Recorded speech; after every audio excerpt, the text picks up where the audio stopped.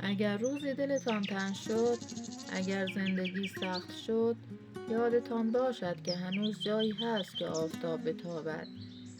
کودکی که میخندد، نسیمی که میوزد، برای امید، برای شکرگزاری. پاییز است، خورشید گرم و آرام روی شاخه‌ها میتابد و روستای من در نور طلایی‌اش نفس میکشد.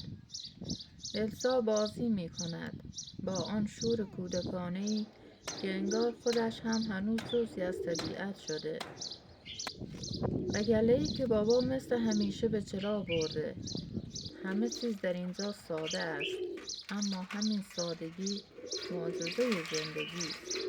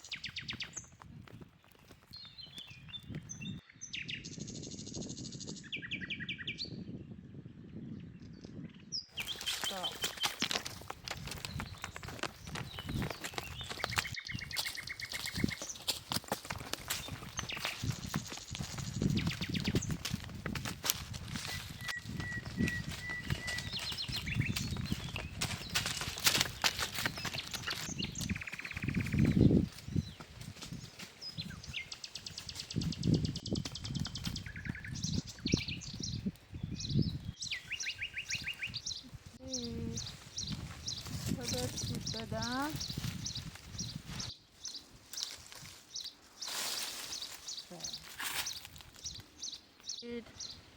ببین چی میخوام بهت بدم. بیا سیب بخور. دیگه برای تو. بیا.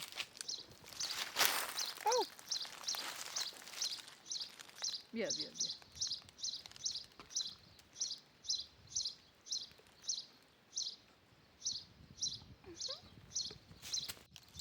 آفرین. بریم.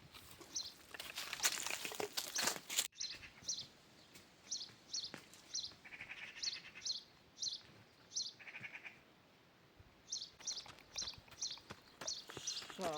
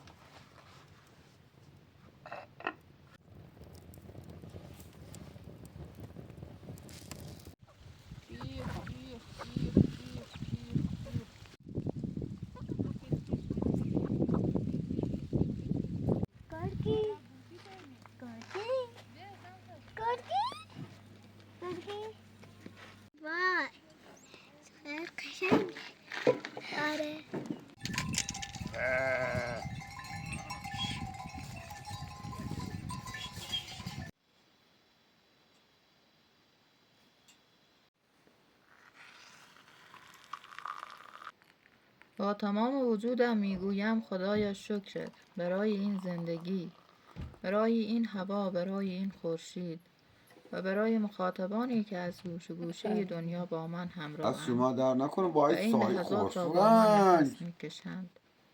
نوش جونت.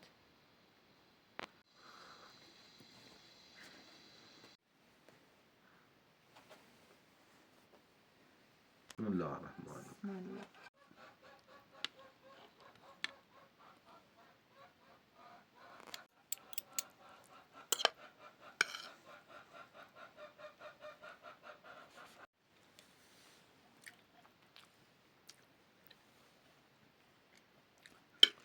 دست در نکنه بابا، غذات خیلی خوشمزه بود. نوش جونت.